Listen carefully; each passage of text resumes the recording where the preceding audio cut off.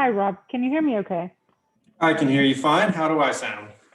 You sound great. This is Alex Pitigoi. I'll be the host of the CIO show today. Thank you for taking some time and apologies for the delay. Of course, there's always some technology glitches with technology, but I appreciate your time. And if you are ready, we can dial right in and get to know each other a little bit. Does That's that fine sound with okay? me. Great. So, firstly, I did want to say thank you again for taking the time. I see that you are based in Las Vegas, and before we really get into the show format and the more intrusive questions, so to speak, if you could share a little bit about your background, perhaps above and beyond your tidbit on LinkedIn or the information that I have for our listeners to get to know you better. I don't entirely remember what information you have, so that makes it a little difficult. Just your bio on LinkedIn and a little bit of information about your background. But if you could just add more color and share a bit about yourself beyond your title. I mean, we're not all titles. I'd appreciate it. You can get as personal as you like or keep it as career focused as you would like as well. All right, well, I am currently in Las Vegas, Nevada, and CISO for Allegiant Airlines. Prior to this, I worked at government subcontracting, and before that for the Arby's restaurant group, and then several other places before that. I got 4 kids that take almost all my other time, so it was pretty much just career and kids at this point. I'm sure that will change in the future as they get a little older, but right now they're all 11 and under, so it kind of takes up any extra bit of time that I have. So that makes me a little boring on that front at the moment. No, it's very rewarding. But to that end, which one's the most responsibility laden role, the work or the kids?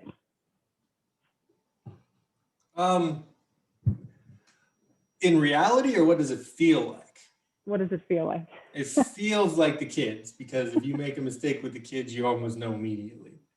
Yes, it's true. So I appreciate that short introduction. If you could share just 2 notes of wisdom, we can dial right in your area of expertise. It could be technological or it could be business professional for our listeners to learn more about you and how you've gone about doing things in your career. So the first one is kind of like almost a 2-part one in and of itself, but in the role of CISO or in security or security leadership, or just being in charge of security for a company, you need to not get discouraged when the company doesn't take your recommendations for any kind of security mitigation of any sort. It's not really your job to ensure that there is no breaches. It's your job to make sure that the company understands the risks that they're taking on in the course of doing business. And then the second one is, if you really want to grow beyond the technical expertise point, you need to really work on growth within EQ, and you need to really work on growth within business knowledge. Absolutely. If you could share something you've learned this year that has significantly changed your outlook or perhaps taught you more of that EQ and or organization, I'd appreciate it. Oh, the biggest thing I learned this year is how well work from home can actually work. I admit I expected that it could function. And then I expected that some people, like if you had a small portion of your team that's working from home, that it could work just fine. I didn't really think that we could have the entire team working remotely and still function as well, or if not better than when they were in the office. The only question there is it something that's tenable moving forward? Or is it that they're able to do that because they had already spent so much time together in the office and that just translates through? Or is it just naturally that that's a capability within this industry?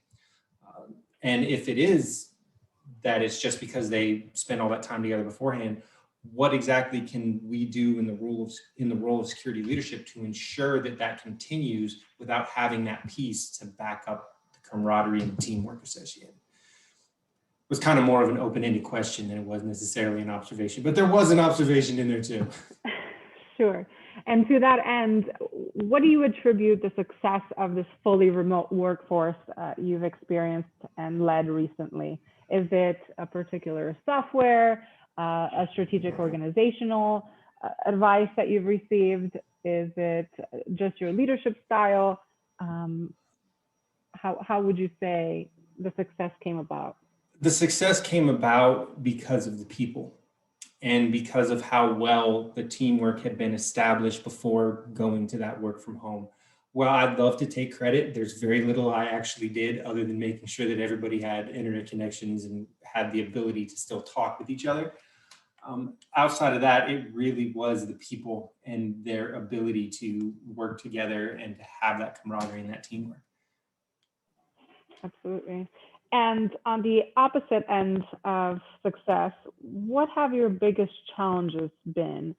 Could you share the biggest challenge of your entire professional career and with what takeaways you were able to walk away?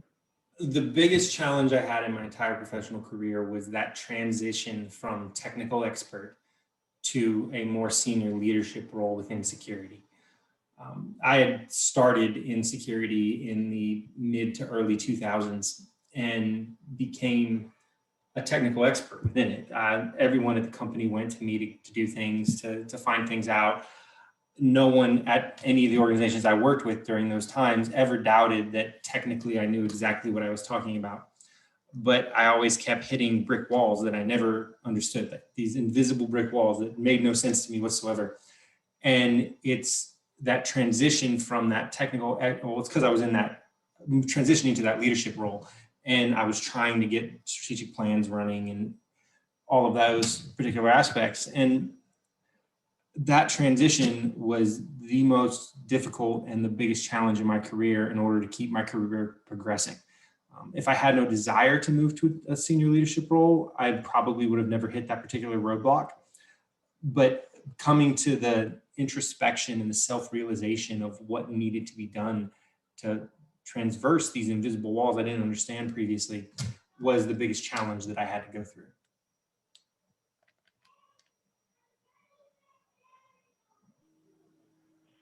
And in terms of a particular incredible moment, what realization served as a career game changer for you? And how did that ultimately lead to your success? So during that same time where I was running into those particular challenges, I thought, and I came to about half of it on my own. I realized that I needed to gain that business knowledge. So I started an MBA program. I already had a technical master's in information security, but I wanted that business knowledge. I thought that's what was standing in my way, and it was part of it. So I went and I started getting my MBA. During that time, one of the things I learned, part of the MBA program, was to solicit feedback from people that I work with, get a good idea of what people think about me, so I have more than just my perspective on getting to wherever I want to go. And I spoke with this VP when I was working at Arby's about feedback, trying to get things. And he's the one that basically point blank told me, there isn't a single person here that doubts your technical expertise, but that's not enough. And the saying that he told me, I didn't want to hear it at the time. I was actually really upset at him when he told me this, which just showed how I needed a lot more room to grow. But he told me, the people who run this organization, the leadership, the executives, they've been with the company so long, they've grown the company for so long, they've nurtured it, they've basically treated the company as their child. They view it as their child. They have an attachment to it as if it was their child. And they need to have more than just thinking you understand what your specific area is. They have to trust you with the growth of that company the same way that they would trust someone to watch their own child. And like I said, at the time, I was very upset. That's not what I wanted to hear, not even a little bit. And it probably took me a good year and a half, 2 years to really process what he had told me and to start going down that path of developing my EQ, working on my relationships, coming to that realization that the technical skill was only a third of it, the business parts was only a third of it, and really those business relationships was that other piece that I was missing. Perspective is indeed crucial. I'm curious also on what excites you personally during these limited times or other times, quarantine days, personally and professionally we've experienced. If you could share how you've grown personally, that would be appreciated. Well, personally, I've grown to learn how to take my kids to school and take care of them a whole lot more because I'm here when I hadn't been so much in the past, which in many ways from a personal aspect is much more rewarding than I was ever expecting it to be, as well as significantly more challenging than I was ever expecting it to be. From a professional standpoint, there was an inflection point when I started going down this path and developing my EQ and my business relationships and figuring out how all of that worked, basically figuring out how business really actually works. And I've gotten so invested with the people that work for me because of that, that part of the greatest thing that excites me is seeing the personal and the professional growth of the teams that actually work for me. Well, let us reflect then on your overall mentorship journey. What is the best advice you have ever received and ever given as well? Well, beyond the one I was just telling you about with the VP that I was soliciting feedback from, it's basically at a senior leadership level, EQ trumps IQ. It doesn't matter how smart you are or any of those particular pieces. You could gain success short term because of it, but if you really want long-term success, EQ trumps IQ. And then from there, you make things work. Very good. And is that the same advice you have given to a mentor? You mean a mentee? Yes. Yes, I mentor people. I mentor lots of people on my team, and it's one of the things that I work with. Depending on the person, and in most cases, it's generally where you need to start, because within our industry, it tends to be the area of the largest deficiencies. And what one daily habit contributed to your success? Personally, for me, beyond taking the training and learning how to develop those things within myself, it was making lists. I make daily lists of everything and keep running everything on them that needs to be addressed. If I didn't make those lists, I wouldn't be able to keep track of everything, and I'm sure I would start missing things here and there. And out of curiosity, do you make those lists as you go when you get into the office in the morning? Do you have them pre-made the evening before? Do you make them weekly? Do you have long-term goal planning each month? What's the cadence of the lists that are helpful to you? So I have one list that's long-term planning that I keep, and I only look at maybe once a month or once a quarter because I put a lot of thought into it on where I'm going. And then I have a daily running one, which lists, so I start my day early, so I have some extra time in the morning before it's time to talk to people or things of that nature. And I take that time to write down everything that needs to be addressed that day. EQs things, business things, security things, everything that I need to make sure is addressed that day is on that list. And it doesn't take as much time as you think, because the way I run it is that list becomes a running list. Over the course of the day, I do updates and I check things off my list as I'm going. And then at the end of the day, I save the list. And then the next morning, I work from that saved list to make the next day's list. So it's only a single file. It's not like I have them all saved everywhere, but it becomes this one living, running file document, which makes sure that I've addressed everything that I'm trying to address that day. Not that you're drawing in napkins and notes. Understood. No, I actually think I do the whole thing in Excel, which is terrible enough in and of itself. What do you recommend to listeners who want to do what you do? Make sure that it's what you want to do. But beyond that, you need to make sure that you do want to work with the politics within an organization. You do want to work on the business relationships within yourself, both inside and outside of your company, to make sure that you're knowing what's going on and you're going to be successful in your role. You also want to make sure that you never stop learning, never stop growing, figure out exactly what you want and what needs to be done to get to where you want to go, and then goal-oriented persistence driving to that particular goal. And what helps you drive to your goals in terms of a website, an application, or a business tool? What stands out? I mean, there's a plethora of choices in today's technology plugin, but what can you not live without in terms of websites, applications, or business tools? The telephone. I'm sorry, could you repeat that? The telephone. Oh, okay.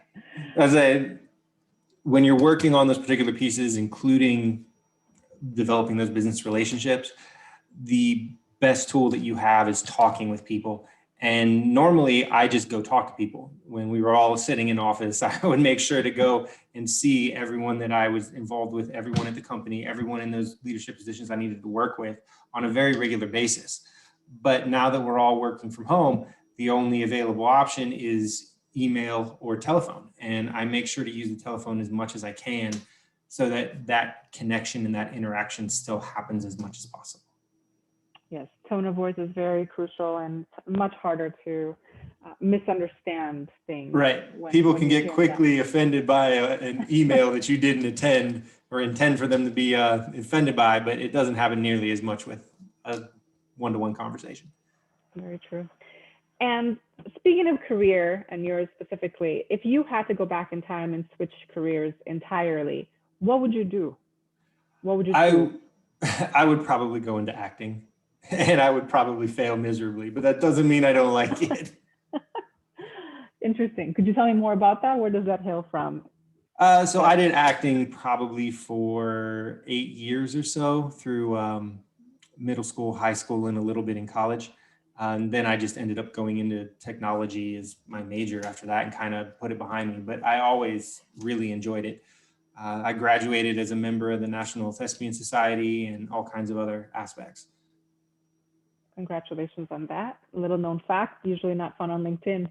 But Rob, thank you so much for your time today. If we could, please wrap up with your final note of wisdom and perhaps the best way that listeners can stay in touch with you or get in touch with you. Okay, so security can get you to the table. It'll get you to the organization's leadership table. It will get you there. It'll get you a seat. When you're there, you need to be a player at that table. You need to be more than just the security guy. You need to be able to contribute to the business. You need to be a peer. You need to have a good business relationship with everyone else that's at that table. But like I was saying, security will get you there. But what you do when you're there is completely up to you and how well you've gotten good at doing those particular business aspects.